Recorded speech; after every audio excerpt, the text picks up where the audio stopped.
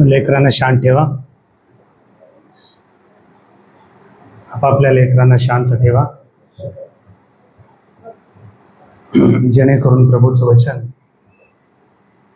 आपल्यापर्यंत येण्यासाठी देव आपल्याला सहाय्य पुरवो. आज जागतिक मदर्स डे आहे. मंडळातील माझ्या सर्व माता भगिनींना आजच्या मातृदिनानिमित्त देवाचा सेवक या नात्याने तुम्हा सर्वांना मी शुभेच्छा देतो. देव तुमच्या प्रिय लेकरांना, तुमच्या कुटुंबाला आशीर्वादित करो, शांती, समाधान आणि आरोग्य देव. पवित्र शास्त्रामध्ये उत्पत्तीपासून ते प्रकटीकरणापर्यंत अनेक माता भगिनी आहेत. काहींनी आपलं जीवन प्रभूला समर्पित केलेलं आहे, काही मातांनी आपलं जीवन स्वतःच उद्ध्वस्त करून घेतलेलं आहे. म्हणून आम्ही जसं वागतो तसं आम्हाला या भूतलावर प्रतिफळ आहे. जरी आता आम्हाला प्रतिफळ मिळत नसेल तर कालांतराने त्याचं प्रतिफळ आम्हाला भोगावं लागेल.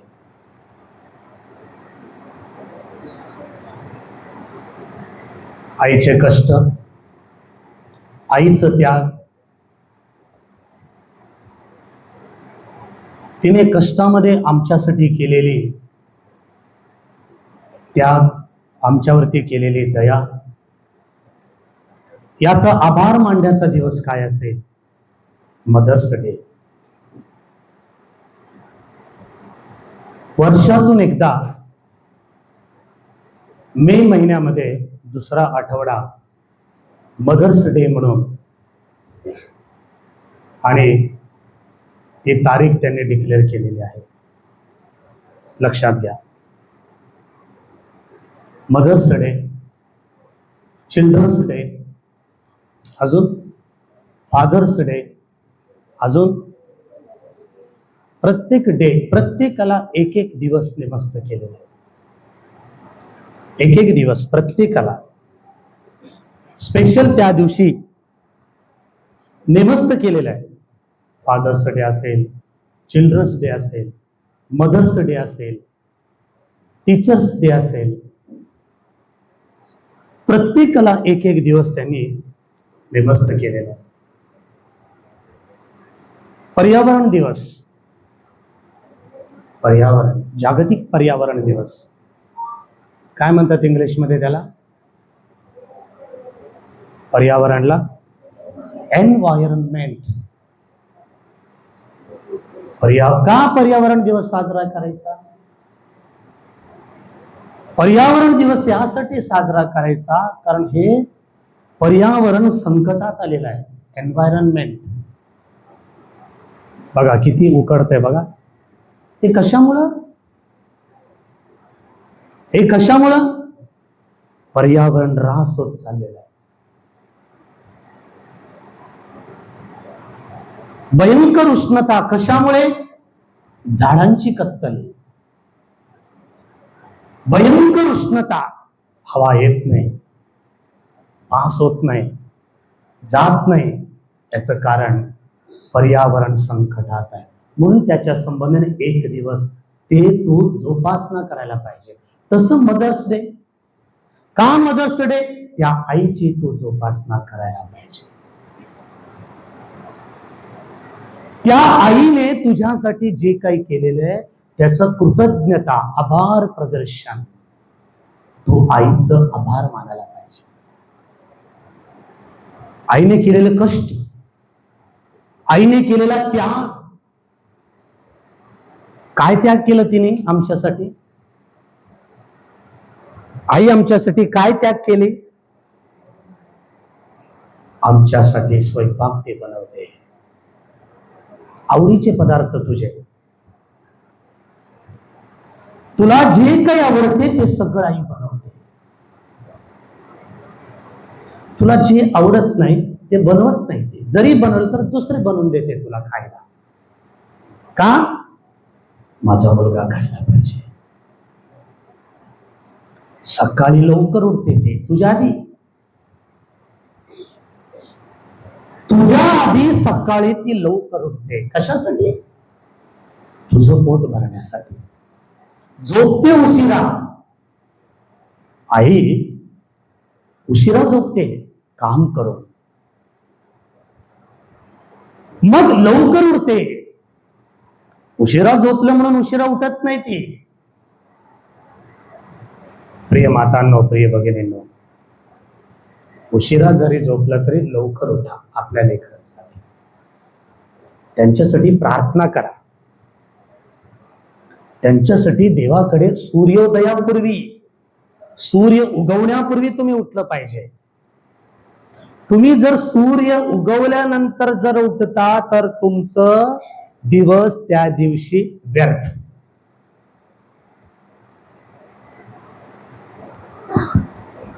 लक्षात घ्या.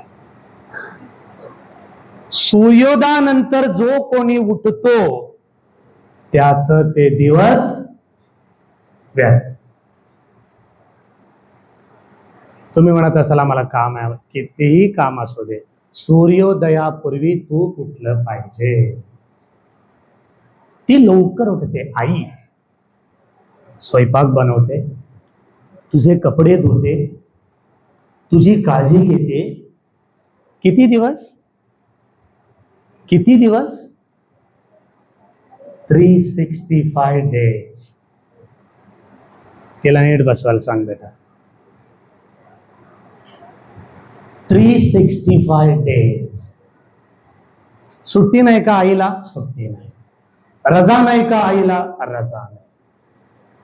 तुम्हाला आई आहे का? तुम्ही नशीबवान. तुम्हाला बाप आहे का? तुम्ही नशीबवान. तुम्हाला आई नाही का? कुणाला आई आहे, कुणाला बाप नाही. कुणाला बाप आहे, कुणाला आई नाही. कुणाला आई बाप दोघं पण नाहीत. उदाहरणार्थ मी, मला आई पण नाही, मला बाप पण. 2011 मध्ये माझे वडील वारले. 2017 मध्ये माझी आई वारली. याच मेच्या उकाड्यामध्ये, मे महिन्यामध्ये.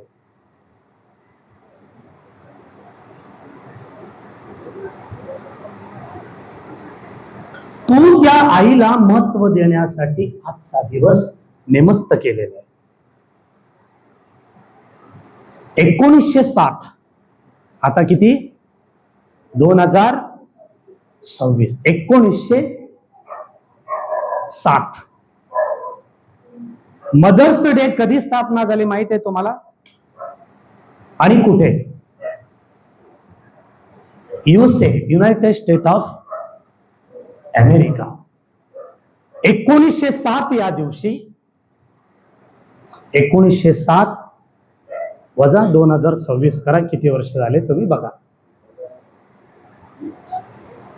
1907 या दिवशी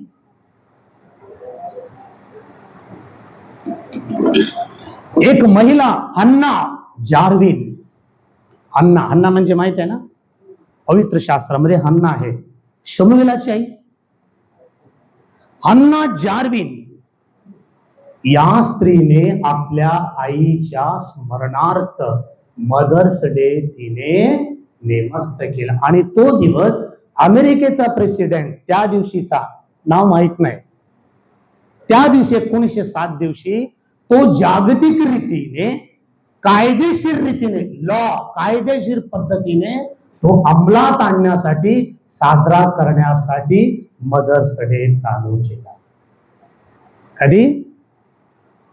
कधी बेटा? 1907. कोण कोण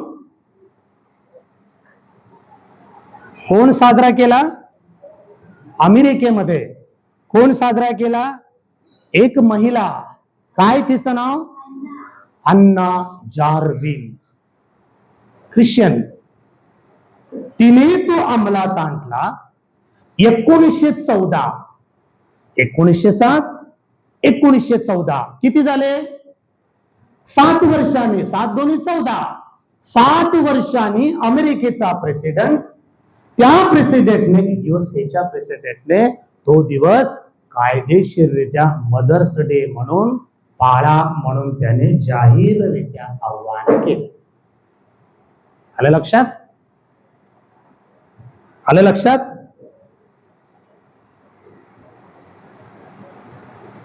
म्हणून आज आम्ही मदर्स डे साजरा करत आहोत. Mother's day, teacher's day, doctor's day, अजून चिल्ड्रन्स डे, अजून कितीतरी डे आहेत. ते खऱ्या अर्थाने साजरा केले जाते का ते विसरू नये आम्ही. तसं तू तुझ्या आईला कधीच विसरू नये म्हणून हा दिवस अंमलात आला. काय त्याचं नाव? Mother's day. पवित्र शास्त्रामध्ये उत्पत्तीपासून ते प्रकटीकरणापर्यंत हजारो माता आहेत. किती? हजारो माता आहेत. त्यापैकी एक माताला आपण बघूया. तिचं नाव रिस्पा. काय तिचं नाव? रिस्पा. कुठे सापडते ती रिस्पा? रिस्पाला शोधूया. कुठे सापडते रिस्पा?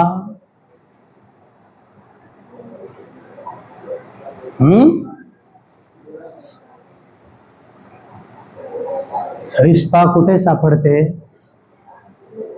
दुसरे शमूएल 3रा अध्याय वचन 6. दुसरे शमूएल 3रा अध्याय वचन 6. शाऊलाची उपपत्नी होती. ती अय्याची कन्या असून तिचे नाव रिस्पा असे होते. दुसरे शमूएल 3रा अध्याय वचन 6. शाऊलाचे घराणे व दाविदाचे घराणे यांच्यामध्ये जो कलह माजला होता, त्यात शाऊलाच्या घराण्यास अब्नेराचे बाळपण होते. शाऊलाचं घराणं,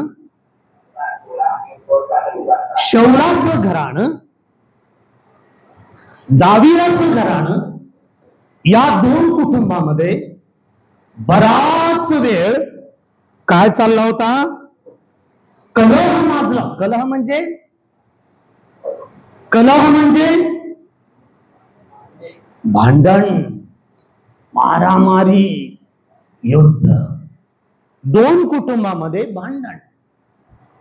मग हे भांडण होत असताना शाऊलाच्या घराण्यास अबनेराचे पाठबळ होते. अबनेर सेनापती.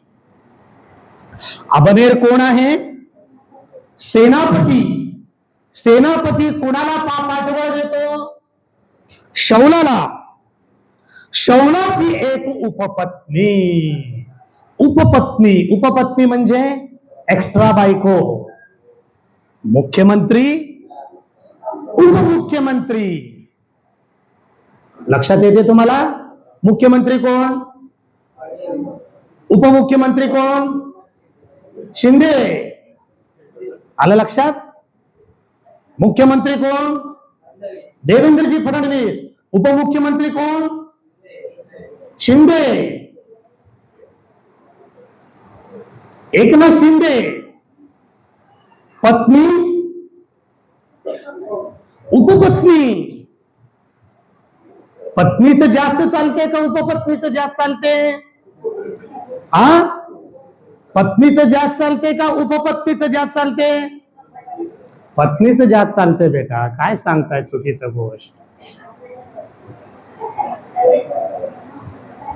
बायकोचं जास्त चालतंय का दुसऱ्याचं जास्त चालतंय ठेवलेल्याचं? हा कुणाचा ऐकतो आधी? बायकोच ऐकायला पाहिजे. माहित आहे? राजे महाराजे पूर्वीच्या काळी बहुपत्नीत्व होतं त्यांच्याकडे. बहुपत्नी. आता नव्हे ते. लय पत्नी होत्या त्यांना, लय बायका होत्या त्यांना. राजा महाराजांना लय बायका होत्या त्यांना. दाविदाला खूप बायका आहेत. शाऊलाला खूप बायका आहेत.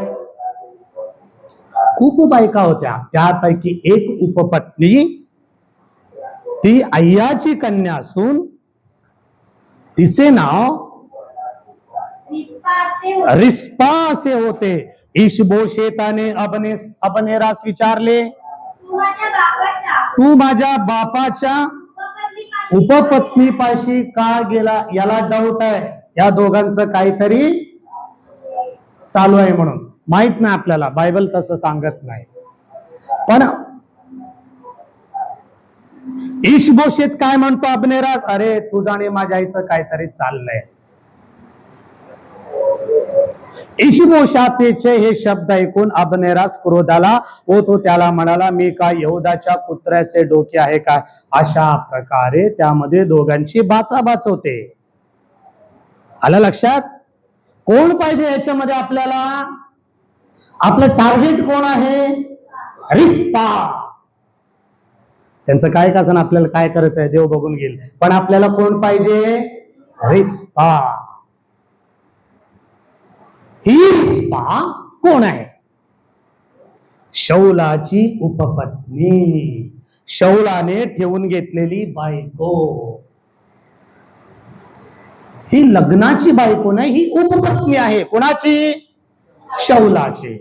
शौल चांगला वागला का? शौल चांगलं जीवन जगलं का? जीवन जगला नाही. शौल मध्यंतरीच नवरा मरून गेला. कुणाचा? रिस्पाचा. बघा, नवरा मरून गेला. आता परत ही कुठे सापडते आपल्याला रिस्पा?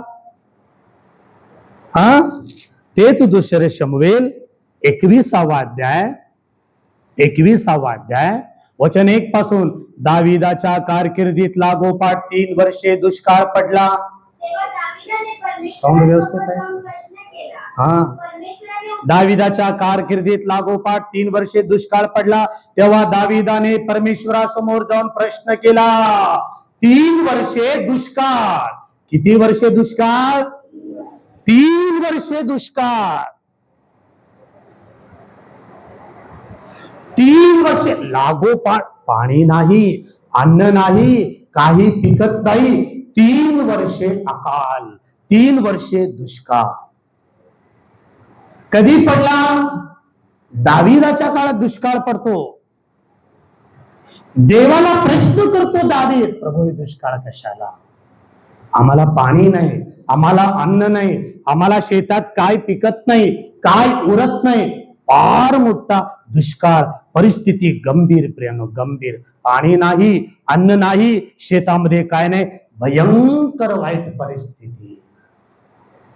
दुष्काळ. कुणामुळे दुष्काळ पडला? परमेश्वराला विचारल्यानंतर सांगतो देव. परमेश्वराने उत्तर दिले. आता देव उत्तर देतो. कुणामुळे दुष्काळ पडते, कुणामुळे संकट येते, कुणामुळे प्रॉब्लेम्स निर्माण होतात. प्रॉब्लेम्स उगायत नाहीत ब्रदर, कोणीतरी कारणीभूत असतो प्रॉब्लेम्स यायला. परमेश्वराने उत्तर दिले, शौल व त्याचे खूनी घराणे यांच्यामुळे. शौल आणि त्यांचे खूनी घराणे. शौलाचं घराणं कसं आहे? खूनी.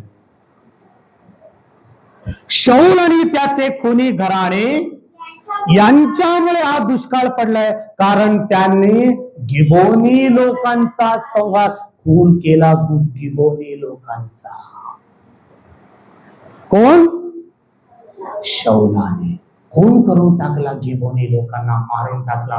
मारू नको म्हणून यहोशवाने करार केलेला आहे परमेश्वरासमोर. बाबा मी तुम्हाला मारणार नाही, तुम्ही आम्हाला मारू नका, आपण सगळे प्रेमाने राहू, एकत्र राहू. परंतु शौलाने गिबोनी लोकांना मारून टाकला, म्हणून देवाने दुष्काळ आणला. काय समजते याच्यावरून? काय लक्षात येते? तू केलेलं पाप कुणावरती तरी येऊन आदळते. कालांतराने आता त्या पापाचा परिणाम दिसत नसेल, आता नंतर तुझ्या हयातीत, तू गेल्यानंतर तुझ्या घराण्यामध्ये, तुझ्या मुलाबाळांच्या पाठीमागे, कधी देव त्याचा बदला घेईल माहित नाही. म्हणून तू काय कर, कधीच कोणाला दोष न देता, खून न करता, कुठलाही मारामारी न करता तो व्यवस्थित राहायला पाहिजे. शौल तसा राहिला नाही, म्हणून शौलाच्या हयातीत दुष्काळ पडला नाही, पण दाविदाच्या काळात दुष्काळ पडला. देव मूर्ख आहे का? देव मूर्ख नाही. देव काहीतरी आम्हाला शिकवतो. देव काहीतरी आम्हाला धडा देतो. प्रभू, कुणामुळे हा दुष्काळ पडला? पाऊस का येत नाही प्रभू? शेती का टिकत नाही प्रभू? शौलामुळे. त्याने गिबोनी लोकांचा नाश केलेला आहे, गिबोनी लोकांना मारलेला आहे. देव पापाबद्दल शिक्षा देतो. प्रिय बंधू, प्रिय बहीण, लक्षात घे. आज तुला जरी नाही मिळाला, उद्या मिळेल. उद्या नाही मिळाला, परवा मिळेल. परवा नाही मिळाला, पुढच्या वर्षी मिळेल. पुढच्या वर्षी नाही मिळाला, 5 वर्षांनी मिळेल. 5 वर्षांनी नाही मिळाला, 10 वर्षांनी तुला त्याचं प्रतिफळ भोगावं लागेल. किती वर्षाने? 10 वर्षाने. तसंच झालं. शौल मरून गेला, परंतु शौलाच्या काळात दुष्काळ पाठवण्याऐवजी दाविदाच्या काळामध्ये देव दुष्काळ पाठवतो. आता काय करायचं प्रभू? आता आम्ही काय करू? आम्हाला पाणी पाहिजे, आम्हाला अन्न. लोक मरत आहे. दुष्काळ, अकाल म्हणजे चांगलं नाही ना. लोक मरत आहे, लोकांना अन्न नाही, लोकांना पाणी नाही, लोकांना काही नाही, केवळ शौलामुळे. दावीद चांगला, परंतु शौल चांगला नव्हता प्रियांनो. मग आता काय करायचं? याच्यावरती काय उपयोग? याच्यावरती काय तोडगा? काय करावं लागेल? हे पाप निघून जाण्यासाठी, परत एकदा पाऊस येण्यासाठी काय करावं लागेल? दावीद गिबोनी लोकांना एकत्र करतो. वाच बेटा पुढे. दावीद गिबोनी लोकांना एकत्र करतो. वाच. राजाने गिबोनी लोकांना बोलावून त्यांच्याशी बोलणे केले. बाबा, आता जाऊ दे, आता झालेलं आहे. आता आपण काय करायला पाहिजे? समेट. म्हणून भांडण करू नका रे. मी कशाला सांगतो तुम्हाला?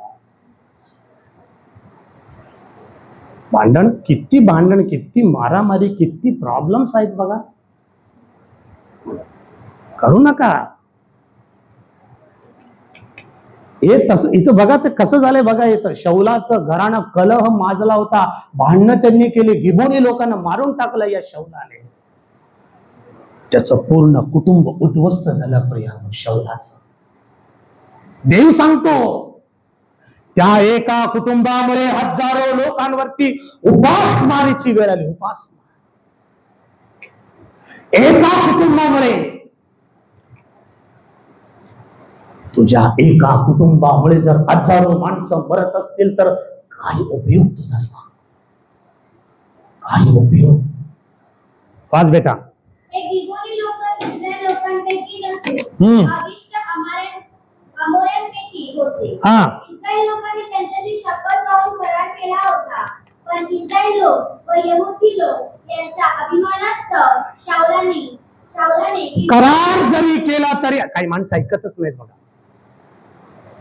अरे, दोघं करार केलेले, भांडण करत नाहीत म्हणून, तरी पण शाऊल ऐकत नाही. इस्रायल लोक म्हणजे यहोशुवा, ते लोक करार केले, आतापासून आम्ही भांडण करणार नाही, एकत्र राहू, पण शाऊल ऐकत नाही.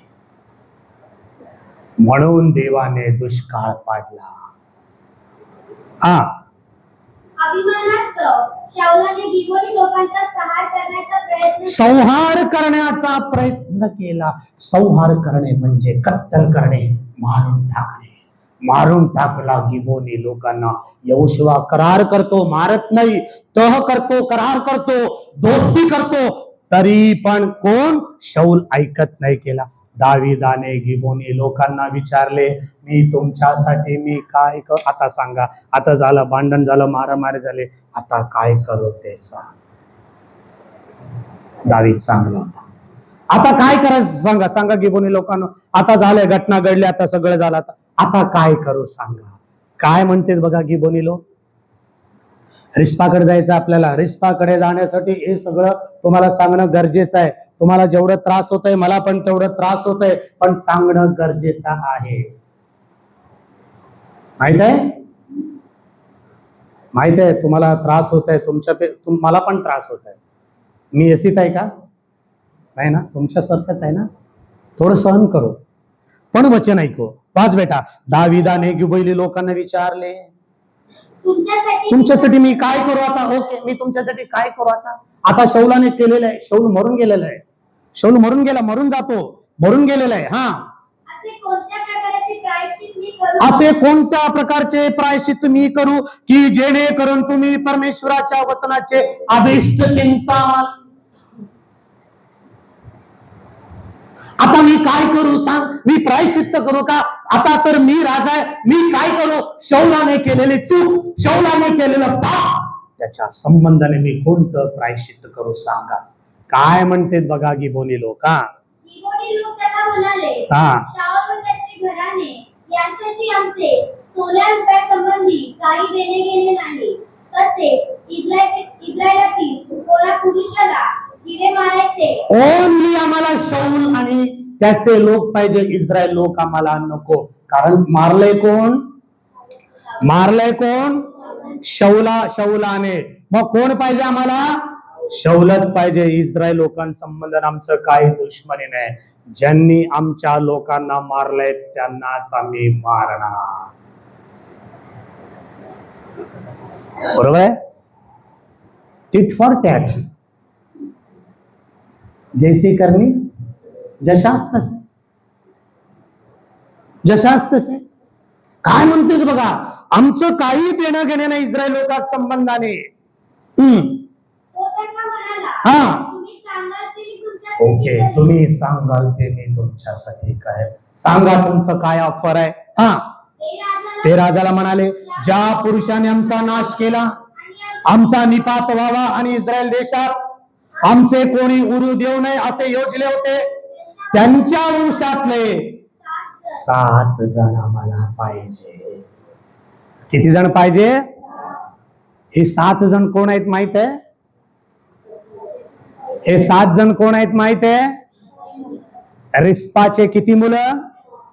रिस्पाचे 2 मुलं, मिकलचे 5 मुलं, मिळून किती झाले? 7. किती बायका शौलाला? अनेक बायका. आधीच सांगितले तुम्हाला. मिकल किंवा मेरब तिचे 5 पुत्र आणि रिस्पाचे 2 पुत्र. त्यामध्ये आणखी एक जण आहे, मफीबोशेत. मफीबोशेत कुणाचा मुलगा? योनातानाचा मुलगा. योनातानाच्या मुलाला वाचवलं पाहिजे दाविदाने, त्याला एकट्याला वाचवला. 7 मुलांना कुणाच्या ताब्यात दिला? गिबोनी लोकांच्या ताब्यात दिला. काय केले गिबोनी लोकांनी? ते राजाला म्हणाले, ज्या पुरुषाने, तिथून वाच बेटा, असे योजले होते वचनसा, त्याच्या वंशातले 7 जण आमच्या हाती द्या, म्हणजे परमेश्वराने निवडलेल्या शौलाच्या गिब्यात परमेश्वर प्रित्यर्थ आम्ही त्यांना फाशी देतो. शौलाने मारल्यामुळे गिबोनी लोक शौलाच्या घराण्यातल्या पुरुषांना 7 माणसांना द्या, आता आम्ही त्यांना मारून टाकतो. का? त्याने केलेलं पाप, त्याने केलेले चूक. लक्षात घ्या. हा, राजा म्हणाला, मी त्यांना देईन. दावीद व शौलाचा पुत्र योनातान यांची परमेश्वराच्या नावाने आनबाग झाली होती, म्हणून शाऊलाचा नातू योनातानाचा पुत्र मफीबोशेत याची राजाने गय केली. मफीबोशेत याची राजा गय केली. का केली गय? योनाथानाने अनेक वेळा दाविदाला वाचवले नाही, म्हणून त्याची कृपा त्याच्या लेकरावरती मफीबोशेत वाचला गेला. आम्ही जसं करतो काम तसा मला प्रतिफळ मिळते. भांडण करतो का? भांडण मिळेल. प्रेम करतो का? प्रेम मिळेल. द्वेष करतो का? द्वेष मिळेल. हल्ला करतो का? हल्ला मिळेल. काम करतो का? काम मिळेल. जेवायला देतो का? जेवायला मिळेल. प्रेम करतो का? प्रेम मिळेल. द्वेष करतो का? द्वेष मिळेल. योनातानानं प्रेम केलं दाविदावरती, त्याचा मुलगा मफीबोशेत त्याच्यावरती दाविदाने घाई केली, त्याला सोडून टाकलं. पण अय्याची कन्या रिस्पा हिला शौलापासून अर्मोनी. मग हा मफीबोशेत कोण? हा रिस्पाचा मुलगा दोन मफीबोशेत आहेत. आलं लक्षात? आलं लक्षात? नाव एकच आहेत पण व्यक्ती वेगवेगळे. आलं लक्षात? मी सुरेश आहे, माझ्या नावाने कितीतरी माणसं आहेत. लक्षात आला? माझ्या नावाने कितीतरी माणसं आहेत, तुमच्या नावाने कितीतरी माणसं आहेत, पण व्यक्ती वेगवेगळे. इथं हा मफीबोशेत वेगळा, शौलाचा नातू मफीबोशेत वेगळा. इथे तुमच्या लक्षात? हा मफीबोशेत कोण? रिस्पाचा मुलगा. कोण कोण बघा? अय्याची कन्या रिस्पा हिला अर्मोनी मफीबोशेत, उपपत्नी पासून अर्मोनी मफीबोशेत, हे दोन मुलं, असे दोन पुत्र झाले. आणि शाऊलाची कन्या मिखल महलोत येथील बर्जिल्ल्याचा पुत्र द्रियल याच्यापासून 5 पुत्र झाले. 5 अधिक 2 किती झाले? 7. किती लोकांना विचारलं गिबोनी लोकांनी? 7. किती लोकांना फाशी दिले? 7. पुत्र झाले होते, राजांनी पकडले आणि गिबोनी लोकांच्या हवाली केले. त्यांनी त्यांना डोंगरावर परमेश्वरासमोर फाशी दिले. त्या 7 एकदम निपात झाला केवळ शौलामुळे. तू चांगलं काम करतो का? तुझ्यासाठी चांगलं आहे. तू वाईट काम करतो का? तुझ्यासाठी वाईट आहे. कुठल्याही प्रकारे कधीही आम्ही वाईट काम करू नये ही देवाची इच्छा आहे. कुठल्याही प्रकारे, कोणत्याही प्रकारे आम्ही वाईटाला खत पाणी एनकरेज कधीच करू नका, संमती देऊ नका, बढ़ावा नहीं देने का.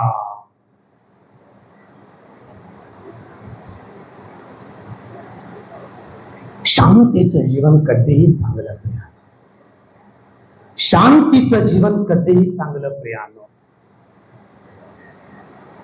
शांती खूप महत्वाचं आहे, समाधान खूप महत्वाचं आहे, प्रेम खूप महत्वाचं आहे. जीवन मौल्यवान आहे प्रियानो आमचं, तुमचं आणि माझं. काय झालं बघ बेटा? त्यांना ठार मारण्यात आले. ते दिवस हंगामाचे होते, हार्वेस्ट हंगामाचे होते. ते जवाच्या हंगामाचे पहिले दिवस होते. मग अय्याची कन्या रिस्पा ही हंगामाच्या सुरुवातीपासून आकाशातून त्या शवांवर पर्जन्यवृष्टी होईपर्यंत त्या खडकावर गोणताट पसरून बस. मेलेले ना, तिचे लेकरं मेले ना, मेलं तरी शवांपुढे ती गोणताट नेसून, कधीपासून? हंगामाच्या सुरुवातीपासून आकाशातून त्या शवांवर पर्जन्यवृष्टी. गॅप किती आहे बघा, गॅप. हंगाम सुरुवात झालेले जोपर्यंत पाऊस येत नाही, जवळजवळ 6 मंथ. किती?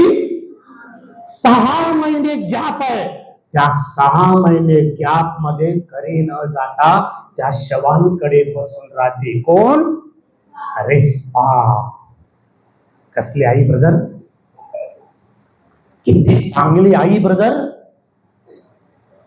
किती चांगली माता रिस्पा. मेलेल्या, जाऊ दे मरून गेले संपलं म्हणत नाही, मेलेल्या लेकरांसाठी स्वतः जिवंत असलेली आई 6 महिने त्या शवांकडे तसंच बसून राहते. शवांकडे बसण्याची गरज आहे का? गरज नाही ना, तरी पण प्रेमा खातर बसून राहते. याला म्हटलेलं आहे मदर्स लव. आत्ता सापडली बघा रिस्पा आपल्याला.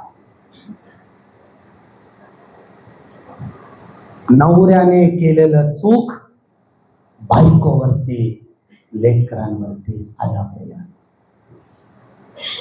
कोणावरती? बायकोवरती, लेकरांवरती आला. मारून टाकले. कसं बसली ती? गोणताट नेसून. गोणताट कसे कधी नेसतात? गोणताट कधी नेसलंय? गोण शोक, मृत्यू, पश्चाताप येऊ ना. त्याच्या काळातले लोक गोणताट नेसून बसले ना.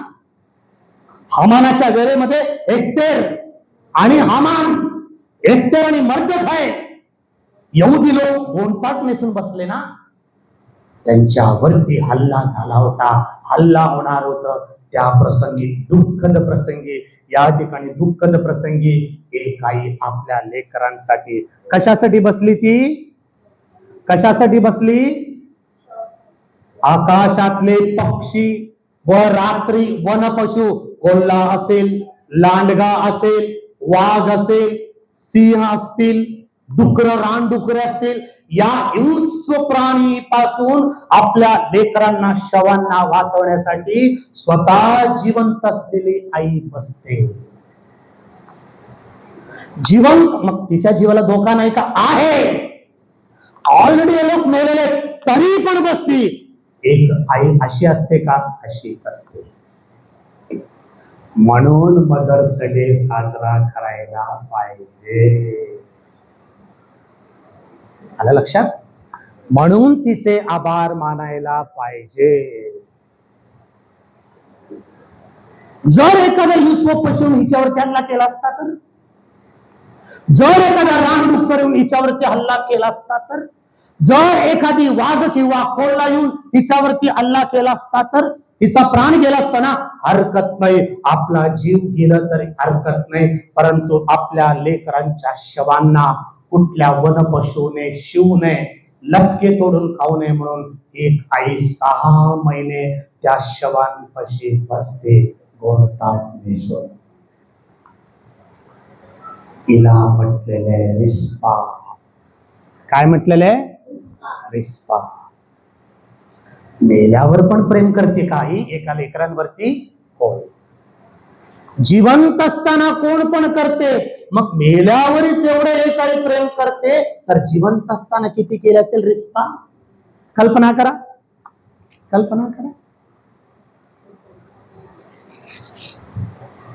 तुझ्याही रात्रभर काम करते का? सकाळी आल्यानंतर तिला विचार, मम्मी कशी आहे तू?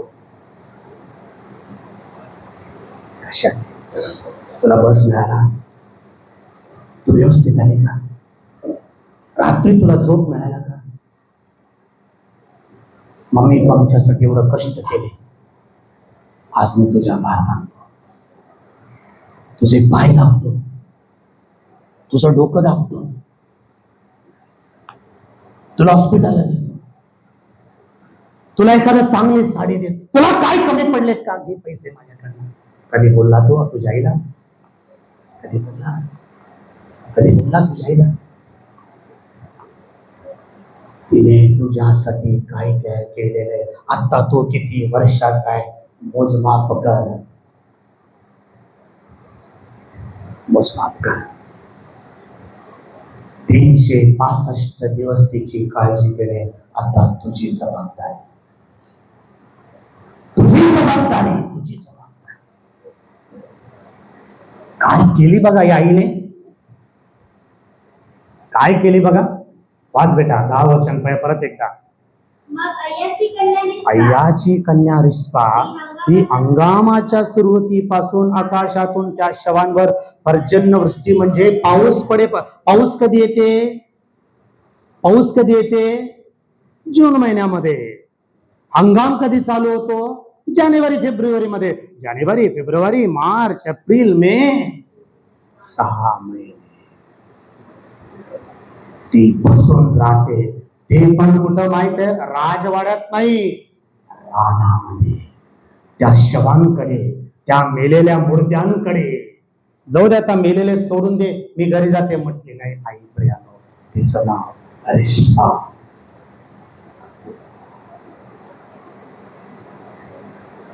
काय लक्षात येते?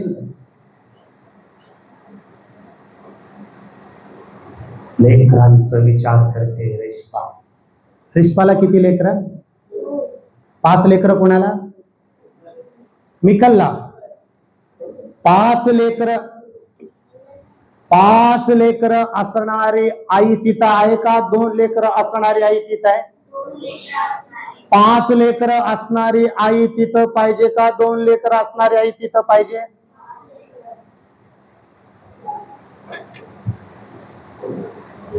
मग खरी आई कोण याच्यामध्ये?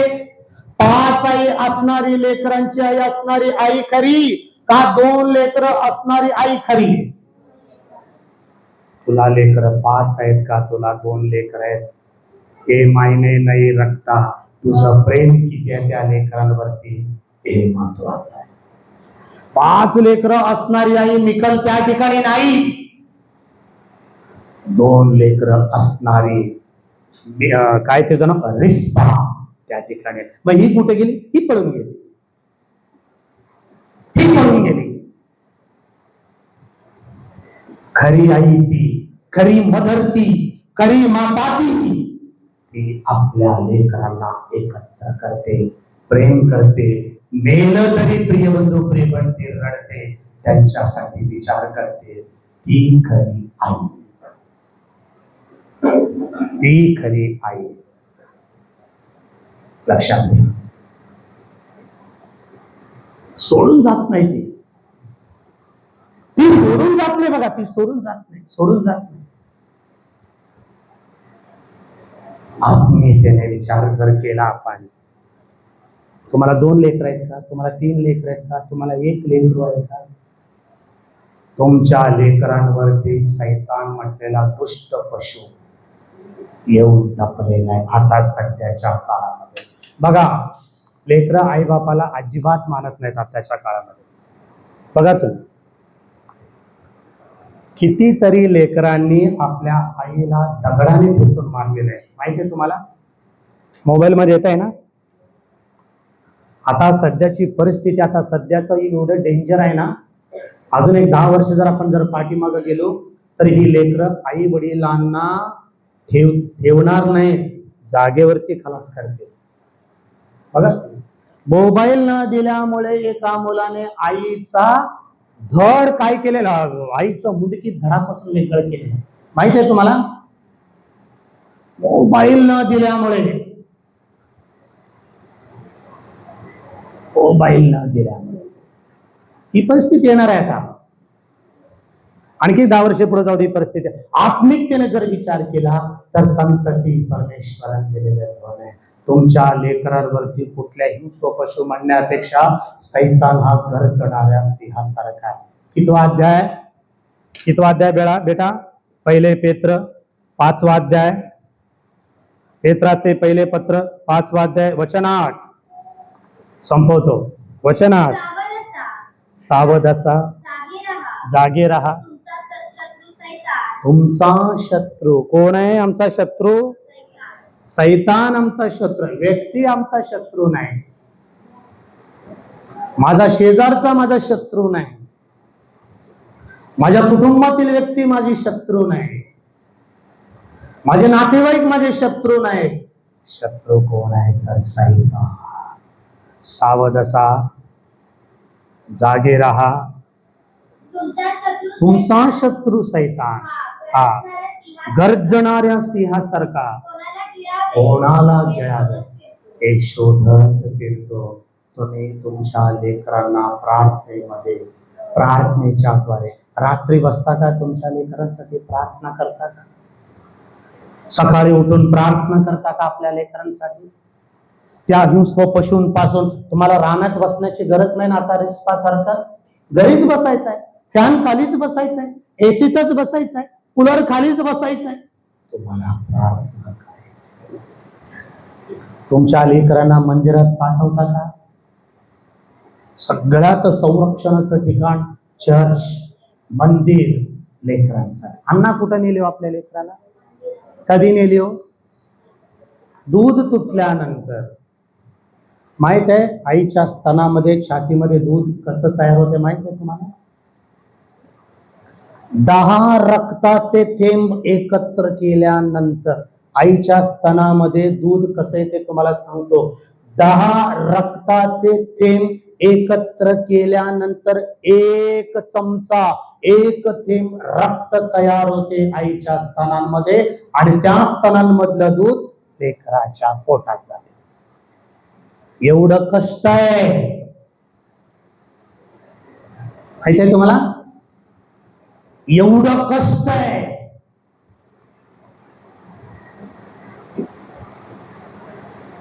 कामा हॉस्पिटलमध्ये माझा मुलगा अभिषेक जन्मला, इथं विटी मध्ये, माहिती आहे तुम्हाला? कामा अँड अल्ब्लेस हॉस्पिटल. मॅडम कामा जन्मल्यानंतर अभिषेकला दूधच नव्हतं म्हणे. ती सांगते आमची बायको, दूधच नाही त्याला. मी सोलापूरला, दोन्ही आमचे डिलिव्हरी आमच्या सासूने इथंच केलेले लेकरांच्या, दोघांचंही नॉर्मल. मी नंतर आलो, मैं बाद में आया. मग ह्यांना दूध पाहिजे.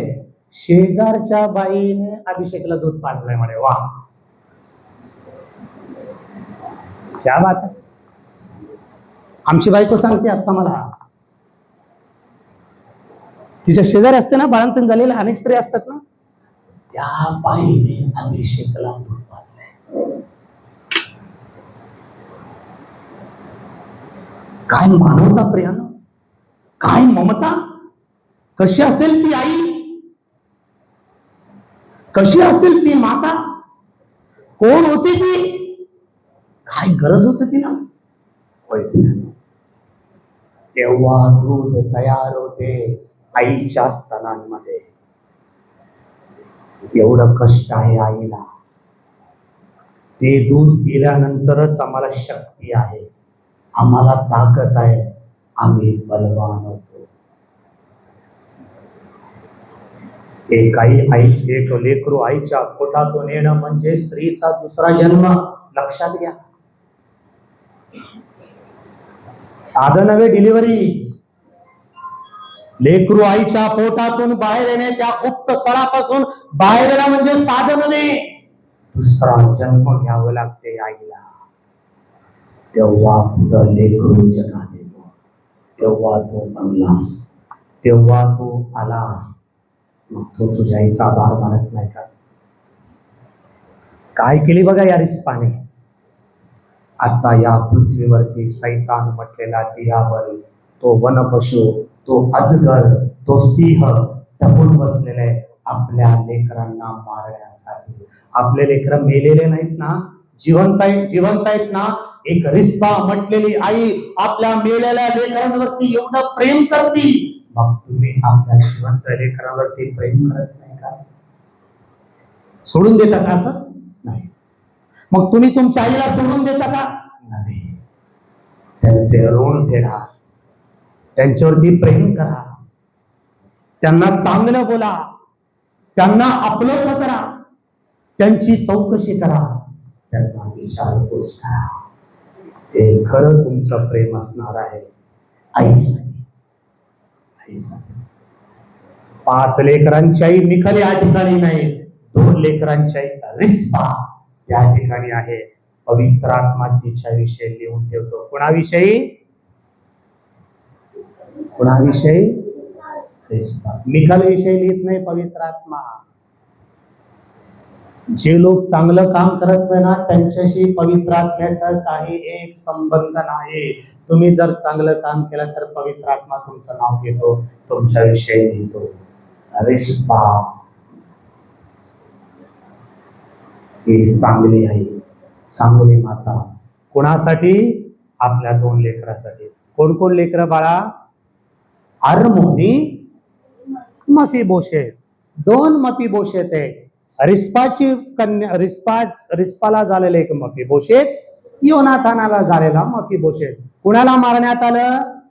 रिस्पाचा मुलगा म्हटलेला मफीबोशेताला मारण्यात आलं. योनाथानाचा मुलगा मफीबोशेताला मरेपर्यंत, जोपर्यंत दावीद मरत नाही तोपर्यंत दाविदाच्या पंक्ती बरोबर त्या दाविदाच्या मेजावरती मफीबोशेत. हे कशासाठी? योनाथान. योनाथान कोण आहे? शौलाचा पुत्र आहे. पण योनाथानाचा मुलगा मफीबोशेत. मग एका बापाने केलेलं चांगलं काम, चांगलं प्रतिफळ आपल्या मुलाला. नेहमी चांगलं करा. अच्छा, यीशु तू अच्छा है, यीशु तू अच्छा है, यीशु तू बहुत अच्छा है, यीशु मेरे लिए आया, यीशु मेरे लिए जिया, तू बहुत अच्छा है. तू क्यों अच्छा नहीं? मैं क्यों अच्छा नहीं? मी का चांगला नाही? हे गाणं कोणाचं माहित आहे? आमच्या सोलापूरचं. माझ्या बहिणीच्या मुलाने गायलंय गाणं. माझ्या बहिणीच्या मुलाने गायलंय गाणं. यीशु तू अच्छा है, तू बहुत अच्छा, यीशु मेरे लिए, यीशु मेरे लिए जिया, तू बहुत अच्छा है. सोलापूरचं गाणं आहे. ऐका, खूप चांगलं आहे. जर माझा यीशु चांगला आहे तर मी पण चांगला. वाईट काय कामाचं बरोबर सांगा. दुश्मनी काय कामाचं आहे मला सांगा. एकमेकांशी शत्रुत्व निर्माण करणं काय चांगलं आहे मला सांगा. काय चांगलं, काय काय निर्णय आपण काय करणार आहे मला सांगा. मला काय काय साध्य करायचं आम्हाला सांगा. आम्हाला देवाकडे जायचंय, आम्हाला ख्रिस्ताकडे जायचंय, आम्हाला येशूकडे जायचंय, आम्हाला सार्वकालिक जीवन जगण्यासाठी जायचंय. आम्ही इथेच राहणार नाही, आम्ही इथेच राहणार नाही. काही क्षणासाठी आम्ही या ठिकाणी राहणारे लोक आहोत. निघून जाणार, निघून जाणार आम्ही जाणार. कोणी कायमस्वरूपी या जगामध्ये, या भूतलावरती राहणार नाही. आम्ही सगळे जाणारे लोक आहोत. जर आम्ही जाणारे आहोत तर कुठे जाणार? देवाकडे. मग देवाकडे 2 ठिकाण आहेत. किती? कोणतं कोणतं सांगा? एक स्वर्ग आणि एक नरक. एक स्वर्ग आणि एक नरक. दोन्ही पैकी कुठलं तरी एक ठिकाण तुमच्या आणि माझ्यासाठी नक्कीच असेल. ते कशावरती अवलंबून आहे? आत्ता इस वक्त मी जे काही पसंत करतो त्याच्यावरती ते ठिकाण अवलंबून आहे. समजलं रिस्पा? का सांगतो देव पवित्र आत्मा त्यांच्याविषयी? आम्ही कसं असावं, आम्ही कसे असू नये. रिस्पा कशी होती, मिखल कशी होती, शौल कसा होता, दावीद कसा होता, अब्नेर कसा होता, मफीबोशेत कसा होता, त्याच्याविषयी देवाने इत्यंभूत माहिती शमूएलाच्या पहिल्या पुस्तकांमध्ये, दुसऱ्या पुस्तकांमध्ये लिहून ठेवलेलं आहे. हे अद्भुत आहे. याला वाचा, याला मनन करा, याला श्रवण करा. बघा देव किती चांगला आहे तुमच्या माझ्या लक्षात. या डोळे बंद करू प्रार्थना. विश्वनियंत्या जिवंत गौरव बाप्पा, आजच्या मदर्स डेच्या निमित्ताने मिकल आणि मिस रिस्पा त्यांचं जीवन चरित्र जे बाप्पा तुम्ही पवित्र शास्त्र बायबलमध्ये पवित्र आत्म्याच्या प्रेरणेने लिहून ठेवण्यात आलेलं आहे. शौलाचं कोणी घराणं त्याने गिबोनी लोकांना मारून टाकला. काही कारण नसताना इस्रायल लोकांशी त्यांनी करार केला होता, तरी पण शौलाने त्यांची गय केली नाही. म्हणून देव बाबा मोठा दुष्काळ तुम्ही पाहिला. लोक मरत होते. हजारो लोक मरण्यापेक्षा हजारो लोक वाचण्यासाठी 7 लोकांना मारण्यात आलं. ते शौलाचे पुत्र होते, ते मिखलचे पुत्र होते, ते रिस्पाचे पुत्र होते. मिखल आणि रिस्पा यामधील जो फरक दे बाप्पा आज तुम्ही आम्हाला दाखविला, आम्ही धन्यवाद देतो. स्त्री या नात्याने, पुरुष या नात्याने, तरुण तरुणी या नात्याने, ख्रिस्ती या नात्याने आमचं जीवन कसं असावं तुम्ही आम्हाला सांगितलं, आम्ही धन्यवाद देतो. आमच्या संगतीला, आमच्या विचारांना चालना द्या. आमची बुद्धी व्यवस्थित ठेवा. आम्हाला शांती समाधान द्या. सुबुद्धी सुबल आम्हाला द्या. प्रत्येकांचं आम्ही चांगलं करण्यासाठी साध्य करा. भयंकर उष्णता, भयंकर त्रास दे बापा आम्हाला होत आहे. तरी पण प्रिय लेकरांना मी तुमचं वचन सांगितलेलं आहे. प्रिय लेकरांनी तुमचं वचन ऐकलेलं आहे. देवापा खोतवरती ऐकणार, कितपर्यंत ते ऐकणार, कसं चालणार, हे सर्वस्वी त्यांच्यावरती अवलंबून आहे. त्यांच्या घरी त्यांना इच्छित स्थळी सुखरूपपणे द्या, शांती द्या, समाधान. आजच्या मदर्स डेच्या निमित्ताने माझ्या मंडळातील प्रत्येक माता भगिनींना आम्ही तुमच्या स्वाधीन करतो. प्रत्येकाला शांती समाधान द्या. आरोग्य द्या. त्यांची लेकरं, त्यांचे पती, त्यांचं कुटुंब, त्यांचं घराणं आशीर्वादित करा, शांती द्या, समाधान द्या. तुमच्या कृपेत प्रत्येकाला चालवा. येशू ख्रिस्ताच्या प्रेमळ पवित्र नावाने प्रार्थना विनवणी केली. आमेन.